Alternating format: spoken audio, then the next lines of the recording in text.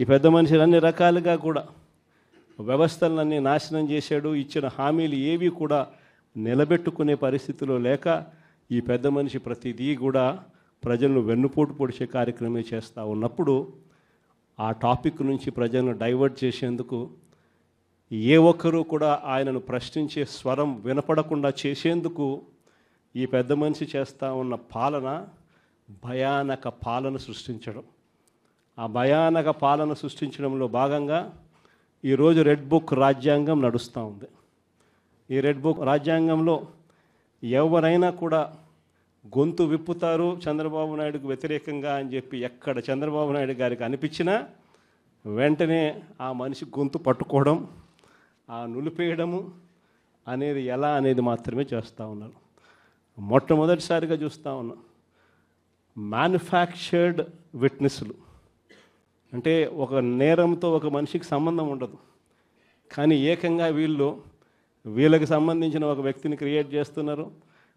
ఆయన చేత ఆయనను అప్రూవర్ అంటున్నారు, ఆయన చేత ఇష్టం వచ్చిన మాటలు మాట్లాడిస్తున్నారు, ఒక ఎవిడెన్స్ మ్యానుఫ్యాక్చర్డ్ ఎవిడెన్స్ క్రియేట్ చేయిస్తున్నారు, ఆ మనిషితో ఈ మనిషి పేరు చెప్పిస్తున్నారు, ఈ మనిషిని ఇలా అరెస్ట్ చేస్తూ ఉన్నారు. ఇంతవరకు ఎప్పుడు హిస్టరీలో ఇటువంటి కార్యక్రమాలు ఎప్పుడు జరగల. ఒక తప్పుడు సాంప్రదాయానికి పెద్ద మనిషి చంద్రబాబు నాయుడు గారు ఈరోజు బీజం వేస్తూ ఉన్నాడు.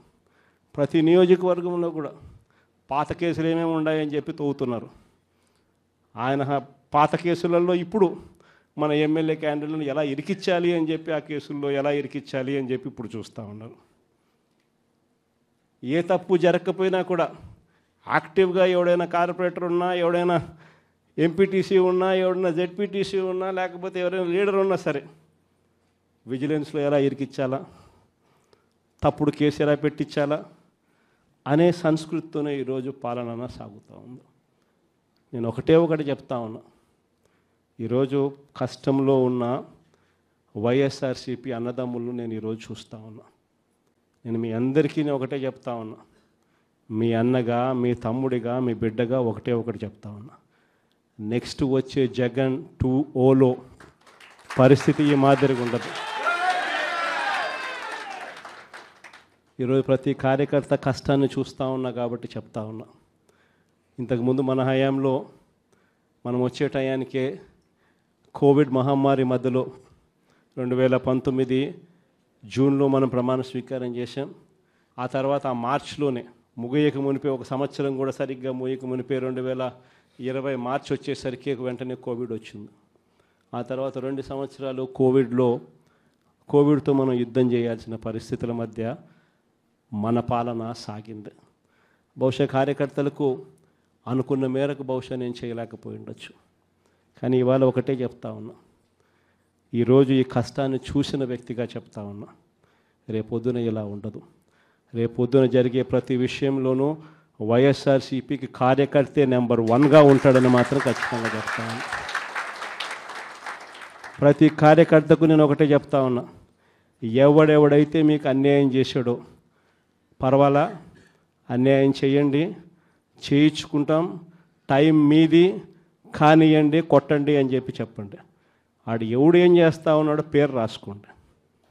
రెడ్ బుక్ అని నేను చెప్పను, కానీ పేరైతే రాసుకోండి. మీరు ఏ బుక్లో రాసుకున్నా పర్వాలా, పేరైతే మీరు రాసుకోండి.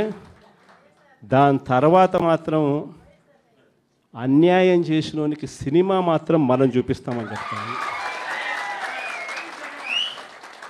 ఆ మనిషి రిటైర్డ్ అయి ఉన్నా కూడా లాక్కొని వస్తా, ఆ మనిషి దేశం విడిచిపెట్టిపోయినా లాక్కొని వస్తా. ఎవరిని వదిలిపెట్టేది ఉండదు. ఒక్కొక్కడికి మాత్రం సినిమా మాత్రం ఎలా చూపించానో అలా చూపిస్తామని మాత్రం చెప్తాను. ఖచ్చితంగా వీళ్ళు ఏదైతే నాటుతున్నారో, ఏదైతే ఇత్తుతున్నారో, ఇది రెండింతలు వీళ్ళకు పండే కార్యక్రమం కూడా జరుగుతుందని మాత్రం ప్రతి కార్యకర్తకు గట్టిగా చెప్పండి. ఎందుకనంటే ఈరోజు రాష్ట్ర వ్యాప్తంగా ఇదే జరుగుతూ ఉంది. ఒక్కొక్కని కథ వింటూ ఉంటే నిజంగా మనసుకు బాధ కలుగుతుంది. ఆ బాధ ఎలాంటి బాధ అంటే చెప్పలేం. అసలు మంగళగిరిలో ఒక పాపను, కృష్ణవేణి మంగళగిరి పాప, సోషల్ మీడియా పాప తీసుకొని పోయి, ఆడపాపను కూడా, ఆడకూతురు అని కూడా చూడుకోకుండా తీసుకొని పోయి హైదరాబాద్ నుంచి ఎత్తుకొని వచ్చి స్టేషన్లలో పెడతా ఉన్నారు. ఇంకొక పాప సుధారాణి, ఆ పాపను నెలలు ఈ స్టేషన్ నుంచి శ్రీకాకుళం నుంచి తిప్పినారు. ఒక కేసులో బెయిల్ వస్తుంది, బెయిల్ వచ్చిన వెంటనే ఇంకొక కేసు, మళ్ళీ ఆ కేసులో బెయిల్ వస్తుంది, బెయిల్ వచ్చిన వెంటనే మళ్ళీ ఇంకొక కేసు. ఇప్పటికి 11 కేసులు. ఒక కేసు అయిపోయినాక ఒక కేసు, ఒక కేసు అయిపోయినాక ఒక కేసు. 2 నెలలు దాదాపుగా వంశీ ఈరోజు జైల్లోనే కనపడతా ఉన్నాడు. ఇంకొక దళితుడు ఎక్స్-ఎంపీ నందిగాం సురేష్ పాపం నెలన్నర రోజులు పాపం జైల్లో పెట్టారు. బెయిల్ రాకుండా అడ్డుకుంటూ జైల్లో పెట్టారు. మళ్ళా చివరకు కోర్టుల ద్వారా ఎంతో కష్టపడితే బెయిల్ వచ్చింది. వచ్చిన తర్వాత మళ్ళా 3 నెలలు 4 నెలలు తిరగకపోతే మళ్ళీ ఈరోజు నిన్న మళ్ళా కేసు. వాళ్ళ ఇంటి దగ్గరికి ఒక వ్యక్తి వచ్చి దళితుడని కూడా చూడుకోకుండా ఆ మనిషిని ఈయనే తిడతాడు ఉన్నారు. తప్పుడు సాంప్రదాయాన్ని మీరు చాటుతా ఉన్నారు. ఈ సాంప్రదాయం ఒక వృక్షం అవుతుంది. మీరు ఏదైతే ఇచ్చారో అది 2 ఇంతలు వెనక్కి తిరిగి మిమ్మల్ని తన్నే పరిస్థితిలోకి ఈ వ్యవస్థ తయారవుతుంది. ఇలాంటి పరిస్థితుల మధ్య ఈరోజు మనం అంతా కూడా ఏకమై ఒకటి చెప్తా ఉన్నాం. రాబోయే రోజుల్లో గట్టిగా పోరాటం చేద్దాం. సంవత్సరం అయిపోయింది కళ్ళు మూసుకొని కళ్ళు తెరిచేసరికి. ఇక కళ్ళు మూసుకొని కళ్ళు తెరిచేసరికి మరో 3 సంవత్సరాలు కూడా అయిపోతే దాని తర్వాత మాత్రం వచ్చేది మన ప్రభుత్వమే. మంచి రోజులు ఖచ్చితంగా మనకే వస్తాయి. ఒక చీకటి అయిపోయిన తర్వాత ఒక పగలు రాక తప్పదు అన్నది ప్రతి ఒక్కరూ గుర్తుపెట్టుకోమని ఈ సందర్భంగా కోరుతాను. ప్రతి అడుగులోనూ కూడా సంవత్సరం అయిపోయింది కాబట్టి ఇక రాబోయే రోజుల్లో ఇంకా ఉధృతంగా కూడా ఉద్యమాలు చేయాల్సిన పరిస్థితుల మధ్య మన పార్టీ ప్రయాణం సాగుతుంది. ఈ లోపల మనం గ్రామ స్థాయి దాకా కూడా మనం వెళ్ళిపోయి గ్రామ కమిటీస్ ఫామ్ చేసుకోవడం దగ్గర నుంచి మొదలెట్టి బూత్ కమిటీస్ ఫామ్ చేయడం దగ్గర వరకు కూడా పూర్తిగా మనం చేసుకోవాల్సిన కార్యక్రమాలు ఏర్పాట్లు అన్నీ కూడా వ్యవస్థీకరణగా మనం చేసుకునే కార్యక్రమం మనం చేసుకుందాం.